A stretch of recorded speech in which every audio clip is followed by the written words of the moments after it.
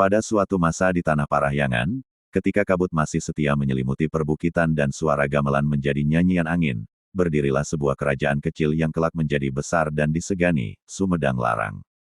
Kerajaan ini tidak langsung hadir begitu saja.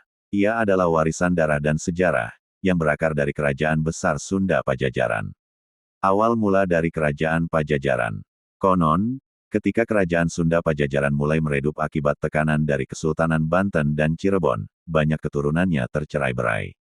Salah satu garis darahnya, Prabu Tajimalela, memilih mengasingkan diri ke arah timur, menuju sebuah wilayah perbukitan yang tenang dan subur.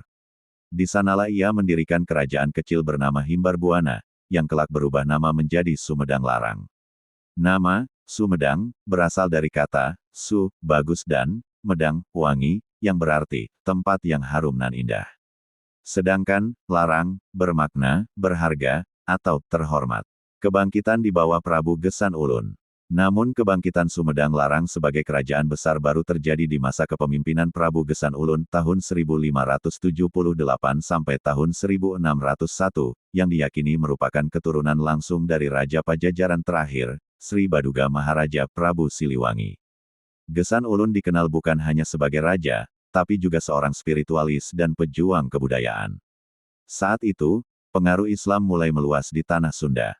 Gesan Ulun tidak menolak, bahkan ia menerima ajaran Islam dari para ulama yang datang dari Cirebon dan Demak, tanpa melupakan akar budayanya sebagai keturunan Pajajaran. Di tangan Gesan Ulun, Sumedang Larang bertransformasi dari kerajaan kecil menjadi kerajaan mandiri, bahkan lepas dari kekuasaan Cirebon dan menyatakan berdiri sendiri. Perpindahan pusaka Pajajaran. Dikisahkan bahwa saat Pajajaran benar-benar jatuh, banyak pusaka kerajaan yang diam-diam diselamatkan dan dibawa ke Sumedang Larang. Salah satunya adalah mahkota Binokasi Sang Hyang Pake, lambang kedaulatan Raja Sunda. Pusaka ini menjadi simbol bahwa Sumedang Larang adalah penerus sah kerajaan Sunda Pajajaran. Mahkota itu masih bisa dilihat hingga kini di Museum Prabu Gesan Ulun, Sumedang, menjadi bukti bahwa darah Pajajaran masih hidup dalam nadi rakyat Sumedang. Akhir sebagai daerah mardika, namun kejayaan tak selalu abadi.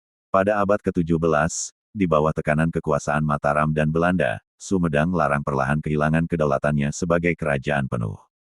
Pada tahun 1620-an, Sumedang Larang bergabung ke dalam wilayah Kesultanan Mataram namun tetap mempertahankan identitasnya sebagai daerah mardika, merdeka secara adat dan budaya. Penutup, Sumedang Larang bukan hanya sebuah nama daerah. Ia adalah warisan sejarah, jiwa perlawanan, dan jejak kejayaan Sunda yang tak pernah benar-benar padam.